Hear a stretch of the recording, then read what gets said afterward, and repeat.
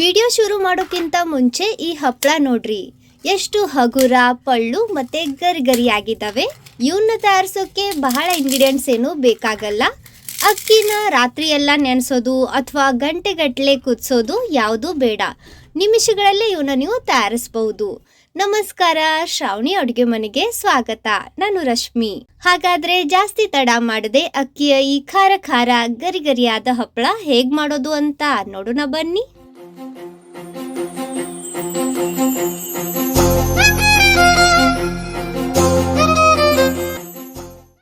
ಈ ಹಪ್ಪಳ ಮಾಡೋಕೆ ಇಲ್ಲಿ ನಾವು 2 ಕಪ್ನಷ್ಟು ರೇಷನ್ ಅಕ್ಕಿ ತಗೊಂತಾ ಇದ್ದೀವಿ. ರೇಷನ್ ಅಕ್ಕಿನ ತಗೋರಿ, ನೀವು ಬೇರೆ ಅಕ್ಕಿನೂ ತಗೋಬಹುದು, ಆದರೆ ರೇಷನ್ ಅಕ್ಕಿ ತಗೊಂಡ್ರೆ ಹಪ್ಪಳ ಇನ್ನೂ ಚೆನ್ನಾಗಿ ಬರ್ತವೆ. ಇವನ್ನ ಒಂದು 2 ರಿಂದ 3 ನೀರಿನಿಂದ ಈ ರೀತಿ ಒಂದು ಸ್ವಲ್ಪ ರಬ್ ಮಾಡ್ತಾ ಕ್ಲೀನಾಗಿ ತೊಳೆದು ತಗೊಳ್ಳೋಣ. ಈ ರೀತಿ ಚೆನ್ನಾಗಿ ತೊಳೆದ ನಂತರ ಇವಾಗ ಈ ಥರದ ಒಂದು ಸಾಣಿಗೆಯಲ್ಲಿ ಇದರಲ್ಲಿನ ಎಲ್ಲ ನೀರು ಬಸ್ತು ತಗೋರಿ. ಒಂದು 5 ನಿಮಿಷ ಇದರಲ್ಲಿನ ಪೂರ್ತಿ ನೀರು ಬಸಿಯೋಕೆ ಬಿಡ್ರಿ. ಇದರಲ್ಲಿನ ಪೂರ್ತಿ ನೀರು ಬಸ್ದ ನಂತರ ಇವನ್ನ ಒಂದು ಕಾಟನ್ ಬಟ್ಟೆ ಮೇಲೆ ಹಾಕಿ ನೆರಳಲ್ಲಿ ಅಥವಾ ಬಿಸಿಲಿನಲ್ಲಿ ಒಣಗಿಸಿ ತಗೋರಿ. ನೋಡ್ರಿ, ಈ ರೀತಿ ತೆಳ್ಳಗೆ ಹರಡ್ರಿ, ಅಂದರೆ ಇವು ಬೇಗ ಒಣಗ್ತವೆ.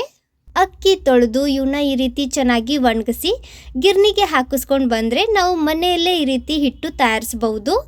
ಮಾರ್ಕೆಟಲ್ಲಿ ರೆಡಿಮೇಡ್ ಅಕ್ಕಿ ಹಿಟ್ಟು ಸಿಗತ್ತೆ, ಆದರೆ ಅದು ಎಷ್ಟು ಪ್ಯೂರ್ ಇರುತ್ತೆ ಗೊತ್ತಿರಲ್ಲ. ಸೊ ಈ ರೀತಿ ಮನೆಯಲ್ಲೇ ನೀವು ಅಕ್ಕಿ ಹಿಟ್ಟು ತಯಾರಿಸಬಹುದು. ನಮ್ಮ ಅಕ್ಕಿ ಒಣಗಿದಾವೆ, ಇವನ್ನ ಒಂದು ಪ್ಲೇಟ್ನಲ್ಲಿ ಹಾಕಿ ತಗೊಳ್ಳೋಣ. ನಾವು 2 ಕಪ್ನಷ್ಟು ಅಕ್ಕಿ ತಗೊಂಡಿವಿ. ಸೊ 2 ಕಪ್ ಅಕ್ಕಿಗೆ ಅರ್ಧ ಕಪ್ನಷ್ಟು ಸಾಬುದಾನಿ ಮಿಕ್ಸ್ ಮಾಡಬೇಕು. ಇವಾಗ ಇವನ್ನ ಗಿರ್ನಿಗೆ ಹಾಕಿಸ್ಕೊಂಡು ಬರೋಣ. ನೋಡ್ರಿ, ಈ ರೀತಿ ನಾವು ಗೋಧಿ ಅಥವಾ ಜೋಳದ ಹಿಟ್ಟು ಹಾಕಿಸ್ಕೊಂಡು ಬರ್ತೇವೆ ನೋಡ್ರಿ, ಆ ರೀತಿ ನೈಸ್ ಪೌಡರ್ ಮಾಡ್ಕೊಂಡು ತಗೋರಿ. ಇವಾಗ ಹಪ್ಪಳದಲ್ಲಿ ಹಾಕೋಕೆ ಮಸಾಲೆ ರೆಡಿ ಮಾಡ್ಕೊಳ್ಳೋಣ. ನಾನು ಇಲ್ಲಿ ಒಂದು 10 ರಿಂದ 12 ಬ್ಯಾಡಗಿ ಮೆಣಸಿನ್ಕಾಯಿ ತಗೊತಾ ಇದ್ದೀನಿ. ನೀವು ಖಾರದ ಮೆಣಸಿನ್ಕಾಯಿ ತಗೊಂಡ್ರೆ ಖಾರಕ್ಕೆ ಬೇಕಾದಷ್ಟು, ಅಂದರೆ ಒಂದು ಸ್ವಲ್ಪ ಕಡಿಮೆ ತಗೋರಿ. ಯಾಕಂದರೆ ಬ್ಯಾಡಗಿ ಮೆಣಸಿನ್ಕಾಯಿ ಜಾಸ್ತಿ ಖಾರ ಇರಲ್ಲ, ಕಲರ್ ಇರ್ತವೆ. ಸೊ ಅದಕ್ಕೆ ನಾನು ಇವನ್ನ 10 ರಿಂದ 12 ತಗೊತಾ ಇದ್ದೀನಿ. 1.5 ಚಮಚ ಧನಿಯಾ ಅಂದರೆ ಕೊತ್ತಂಬರಿ ಕಾಳು, 1 ಚಮಚ ಬಿಳಿ ಎಳ್ಳು, 1.5 ಚಮಚಷ್ಟು ಜೀರಿಗೆ, 1.5 ಚಮಚ ಪಾಪಡ್ ಖಾರ ಮತ್ತು ಅರ್ಧ ಚಮಚಷ್ಟು ಹಿಂಗ್ ತಗೋರಿ. ನಿಮ್ಮಲ್ಲಿ ಬಹಳ ಜನ ಕೇಳ್ತಾ ಇರ್ತೀರಿ, ಪಾಪಡ್ ಖಾರ ಅಂದರೆ ಏನು, ಇದು ಎಲ್ಲಿ ಸಿಗತ್ತೆ ಅಂತ. ಪಾಪಡ್ ಖಾರ ಅಂದರೆ ಸ್ಪೆಷಲಿ ಹಪ್ಪಳಕ್ಕೆ ಹಾಕೋಕಂತಲೇ ರೆಡಿ ಮಾಡಿರೋ ಸೋಡಾ ಮತ್ತು ಉಪ್ಪಿನ ಮಿಕ್ಸ್ಚರ್. ಇದು ಸಾಮಾನ್ಯವಾಗಿ ಎಲ್ಲ ಕಿರಾಣಿ ಅಂಗಡಿಯಲ್ಲಿ ಈಸಿಯಾಗಿ ಅವೈಲೇಬಲ್ ಇರುತ್ತೆ. ನೀವು ಇದನ್ನು ಆನ್ಲೈನ್ ಕೂಡ ತರಿಸಬಹುದು. ಇದು ಇಲ್ಲ ಅಂದರೆ ಅಡುಗೆ ಸೋಡಾ ಹಾಕ್ರಿ. ಇವಾಗ ಒಂದು ಮಿಕ್ಸಿ ಜಾರ್ನಲ್ಲಿ ನಾವು ತಗೊಂಡಿರೋ ಧನಿಯಾ, ಜೀರಿಗೆ ಮತ್ತು ಒಣಮೆಣಸಿನ್ಕಾಯಿನ ಗ್ರೈಂಡ್ ಮಾಡ್ಕೊಂಡು ತಗೊಳ್ಳೋಣ. ನಾನು ಇದನ್ನು ಅಗಾರೋ ಕಮರ್ಷಿಯಲ್ ಗ್ರೈಂಡರ್ನಲ್ಲಿ ಗ್ರೈಂಡ್ ಮಾಡ್ಕೊಂಡು ತಗೊತಾ ಇದ್ದೀನಿ. ಇದನ್ನು ಸಣ್ಣಕ್ಕೆ ಗ್ರೈಂಡ್ ಮಾಡಬೇಡ್ರಿ. ನೋಡ್ರಿ, ಈ ರೀತಿ ಒಂದು ಸ್ವಲ್ಪ ತರ್ತರಿಯಾಗಿನೇ ರುಬ್ಕೊಂಡು ತಗೋರಿ. ಇವಾಗ ಗ್ಯಾಸ್ ಮೇಲೆ ಒಂದು ದಪ್ಪನ ತಳ ಇರುವ ದಬ್ರಿಯಲ್ಲಿ 2 ಕಪ್ನಷ್ಟು ನೀರು ಹಾಕಿ ಮುಚ್ಚಳ ಮುಚ್ಚಿ ನೀರು ಬಿಸಿ ಮಾಡೋಕೆ ಇಡೋಣ. ನಾವು ಯಾವ ಕಪ್ನಿಂದ ಅಕ್ಕಿ ತಗೊಂಡಿದ್ವಿ ನೋಡ್ರಿ, ಅದೇ ಕಪ್ನಿಂದ ನೀರು ತಗೋರಿ. ನೀರಿಗೆ ಕುದಿ ಬಂದ ನಂತರ ಇವಾಗ ಇದರಲ್ಲಿ ನಾವು ತಗೊಂಡಿರೋ ಎಳ್ಳು ಮತ್ತು ಹಿಂಗ್ ಹಾಕ್ರಿ. ಗ್ರೈಂಡ್ ಮಾಡಿರೋ ಮಸಾಲೆ, ಪಾಪಡ್ ಖಾರ ಮತ್ತು ಉಪ್ಪು ಹಾಕಿ 1 ಚಮಚೆಯಷ್ಟು ಶುಂಠಿ ಬೆಳ್ಳುಳ್ಳಿ ಪೇಸ್ಟ್ ಹಾಕಿ ಇದನ್ನು ಕಲಿಸ್ಕೊಂಡು ತಗೊಳ್ಳೋಣ. ಶುಂಠಿ ಬೆಳ್ಳುಳ್ಳಿ ಪೇಸ್ಟ್ ಆಪ್ಷನಲ್ ಇದೆ, ನೀವು ಶುಂಠಿ ಮತ್ತು ಬೆಳ್ಳುಳ್ಳಿ ಬೇಡ ಅಂದರೆ ಸ್ಕಿಪ್ ಮಾಡಬಹುದು. ಇದನ್ನು ಈ ರೀತಿ ಕಲಿಸ್ತಾ ಕುದಿಸ್ಕೊಂಡು ತಗೊಳ್ಳೋಣ. ಮಸಾಲೆ ನೀರಿನಲ್ಲಿ ಮಿಕ್ಸ್ ಮಾಡಿ 1-2 ನಿಮಿಷ ಇದನ್ನು ಕುದಿಸಿದ ನಂತರ ಇವಾಗ ಇದರಲ್ಲಿ ಹಿಟ್ಟು ಹಾಕೋಣ. ಹಿಟ್ಟು ಈ ರೀತಿ ಒಂದೇ ಸತಿ ಹಾಕಿ ನಂತರ ಕಲಿಸ್ರಿ.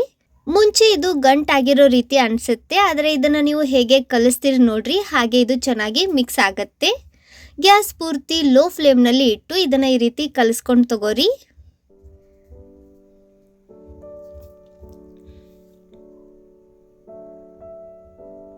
ನಾವು ಹಾಕಿರೋ ಮಸಾಲೆ ಹಿಟ್ಟಿಗೆ ಎಲ್ಲ ಕಡೆ ಚೆನ್ನಾಗಿ ಹತ್ತಬೇಕು, ಆ ರೀತಿ ಇದನ್ನು ಕಲಿಸ್ಕೊಂಡು ತಗೋರಿ.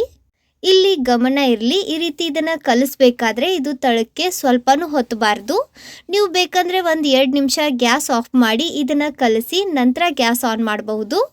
ನೋಡ್ರಿ, ಈ ರೀತಿ ಚೆನ್ನಾಗಿ ಕಲಿಸ್ಕೊಂಡ ನಂತರ ಇವಾಗ ಮುಚ್ಚಳ ಮುಚ್ಚಿ ಗ್ಯಾಸ್ ಆಫ್ ಮಾಡಿ ಇದನ್ನು 5 ನಿಮಿಷ ಉಗಿ ಮೇಲೆ ಬೇಯೋಕೆ ಬಿಡ್ರಿ.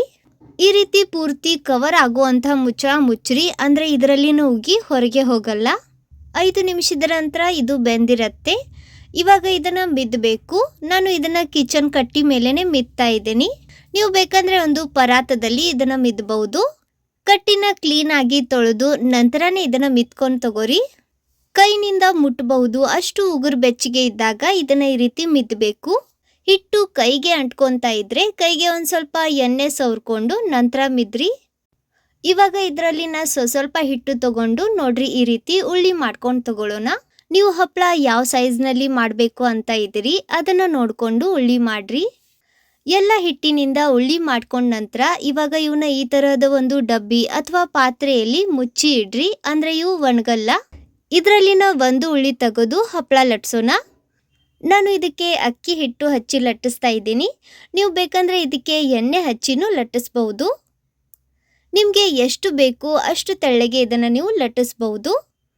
ನೋಡ್ರಿ ಈ ರೀತಿ ಲಟ್ಸಿದ ನಂತರ ಇವಾಗ ಇದಕ್ಕೆ ಪರ್ಫೆಕ್ಟ್ ರೌಂಡ್ ಆಕಾರ ಕೊಡೋಕೆ ನಾನು ಈ ರೀತಿ ಒಂದು ಮುಚ್ಚಳ ತಗೊತಾ ಇದ್ದೀನಿ. ಇದರಿಂದ ಇದಕ್ಕೆ ರೌಂಡ್ ಆಕಾರ ಕೊಡೋಣ.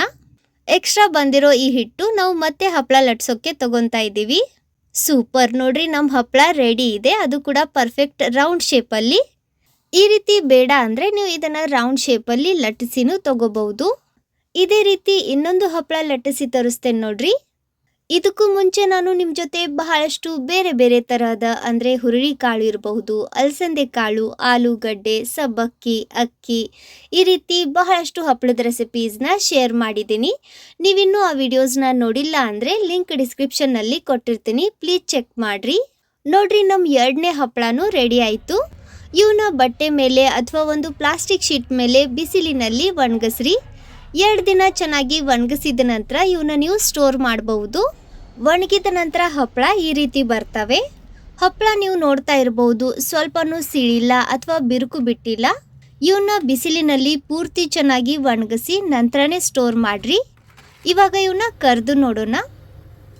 ಎಣ್ಣೆ ಕಡಕ್ ಬಿಸಿ ಆದ ನಂತರ ಇವನ್ನ ಎಣ್ಣೆಯಲ್ಲಿ ಹಾಕ್ರಿ. ಇವನ್ನ ನೀವು ಕರೆದು ಮತ್ತು ಸುಟ್ಟು 2 ರೀತಿಯಲ್ಲಿ ತಿನ್ಬಹುದು. ನಾರ್ಮಲಿ ನಾವು ಅಕ್ಕಿ ಹಪ್ಪಳ ಹೇಗೆ ಮಾಡ್ತೇವೆ ನೋಡ್ರಿ, ಅದಕ್ಕಿಂತ ಇವು ಬಹಳ ಅಂದರೆ ಬಹಳ ರುಚಿ ಆಗ್ತವೆ. ಒಂದ್ಸತಿ ಈ ರೀತಿ ಇವನ್ನ ಟ್ರೈ ಮಾಡಿ ನೋಡ್ರಿ. ಇದರಲ್ಲಿ ನಾವು ಶುಂಠಿ, ಬೆಳ್ಳುಳ್ಳಿ, ಒಣಮೆಣಸಿನ್ಕಾಯಿ ಮತ್ತು ಬೇರೆ ಮಸಾಲೆ ಹಾಕಿರೋದ್ರಿಂದ ಟೇಸ್ಟ್ ತುಂಬ ಡಿಫ್ರೆಂಟ್ ಆಗಿರುತ್ತೆ. ಇದನ್ನ ಒಂದು ತಿಂದರೆ ಆಗಲ್ಲ, ತಿಂತಾನೆ ಇರಬೇಕು ಅನಿಸುತ್ತೆ, ಅಷ್ಟು ಅದ್ಭುತ ರುಚಿ ಆಗಿದ್ದಾವೆ. ಕೇಳ್ರಿ, ಸೌಂಡ್ ಕೇಳಿದ್ರೇನೆ ನಿಮಗೆ ಗೊತ್ತಾಗ್ತಿರ್ಬಹುದು ಹಪ್ಪಳ ಎಷ್ಟು ಸಖತ್ತಾಗಿ ಬಂದಿದ್ದಾವೆ ಅಂತ. ಎಷ್ಟು ಹಗುರ, ಪಳ್ಳು, ಗರಿ ಆಗಿದ್ದಾವೆ. ಇವತ್ತಿನ ಈ ಡಿಫ್ರೆಂಟ್ ಸ್ಟೈಲ್ನಲ್ಲಿ ಮಾಡಿರುವಂಥ ಅಕ್ಕಿ ಹಪ್ಪಳ ನಿಮಗೆ ಇಷ್ಟ ಆದರೆ, ಸ್ವಲ್ಪನಾದರೂ ಯೂಸ್ಫುಲ್ ಅಂತ ಅನಿಸಿದರೆ ಪ್ಲೀಸ್ ಲೈಕ್ ಮಾಡಿ. ನಿಮ್ಮ ಫ್ರೆಂಡ್ಸ್ ಹಾಗೆ ಫ್ಯಾಮಿಲಿ ಸರ್ಕಲ್ ಜೊತೆ ವಿಡಿಯೋನ ಶೇರ್ ಮಾಡಿ ಸಪೋರ್ಟ್ ಮಾಡಿರಿ. ವಿಡಿಯೋ ನೋಡಿದ್ದಕ್ಕೆ ತುಂಬ ಧನ್ಯವಾದ. ಭೇಟಿಯಾಗೋಣ ಇದೇ ತರಹದ ಮತ್ತೊಂದು ಹೊಸ ರುಚಿಯಾಗಿರೋ ಗರಿಗರಿಯಾದ ಯೂಸ್ಫುಲ್ ರೆಸಿಪಿ ಜೊತೆ. ಅಲ್ಲಿವರೆಗೂ ಬೈ ಫ್ರೆಂಡ್ಸ್.